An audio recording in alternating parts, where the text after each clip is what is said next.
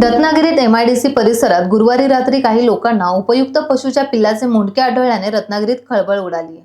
हे वृत्त सोशल मीडियावर हा म्हणता व्हायरल होताच मोठी गर्दी उसळली होती। घटनास्थळी पोलीस देखील तात्काळ धावत आले। त्यानंतर हा सारा जमाव ग्रामीण पोलीस स्थानकावर धडकला। तेथे अनेकांनी आपला संताप व्यक्त करत आरोपीला पकडा आणि आमच्या ताब्यात द्या अशी आक्रमक भूमिका घेतली। पोलीस अधीक्षक धनंजय कुलकर्णी यांनी संतप्त नागरिकांच्या भावना लक्षात घेत कारवाई केली जाईल असे आश्वासन दिल्यानंतर नागरिक शांत झाले। त्याचप्रमाणे वाहतूक करताना पिल्लाचे मुंडके तुटले गेले असावे अशी शक्यताही व्यक्त करण्यात आली। मात्र सर्व शक्यता तपासून पाहिल्या जातील असे वचन पोलिसांनी दिल्यानंतर पहाटेच्या सुमारास जमाव पांगला आणि परिस्थिती नियंत्रणात आली।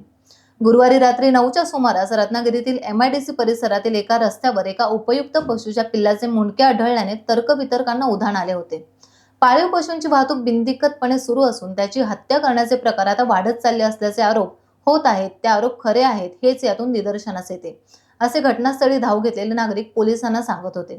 दरम्यान या घटनेची माहिती कळताच पोलीस घटनास्थळी दाखल झाले। संतापलेल्या मंडळींचे म्हणणे शांतपणे ऐकून घेत त्यांनी पंचनामा आणि पुढील सोपस्कार पूर्ण करण्याचे काम सुरू केले। राजरोसपणे पाळीव पशूंची हत्या होत असून त्याकडे दुर्लक्ष केले जात असल्याचा आरोप या ठिकाणी जमलेले संतप्त नागरिक करत होते। उपयुक्त पशूच्या पिल्लाचीच ही मान आहे आणि त्याची हत्या केली गेली आहे या आपल्या म्हणण्याशी संतप्त नागरिक ठाम होते। ते आपले म्हणणे आक्रमकपणे मांडत होते।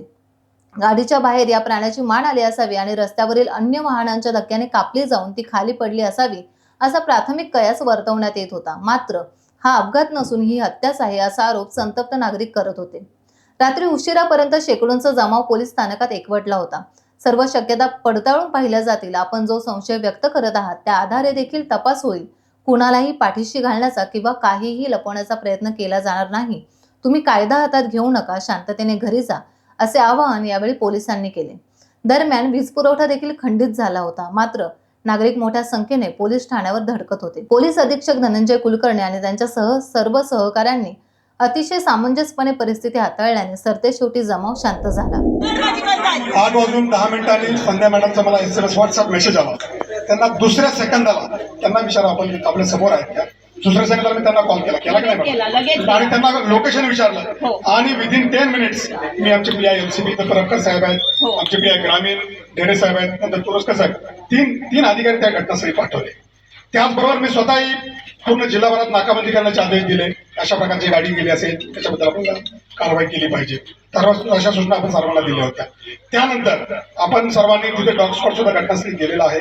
त्यानंतर वेगळा टीम पाठवून वेगळ्या 8 टीम आपण तयार केलेल्या आहेत की हा जो आरोपी आहे त्याच्याबद्दल ज्याच्या हातून अशा प्रकारचे दुष्कर्म घडलेला आहे त्याचा शोध लागला पाहिजे। याच्यासाठी आपण पत्रे तयार करून वेगळ्या ठिकाणी पाठवलेले आहे।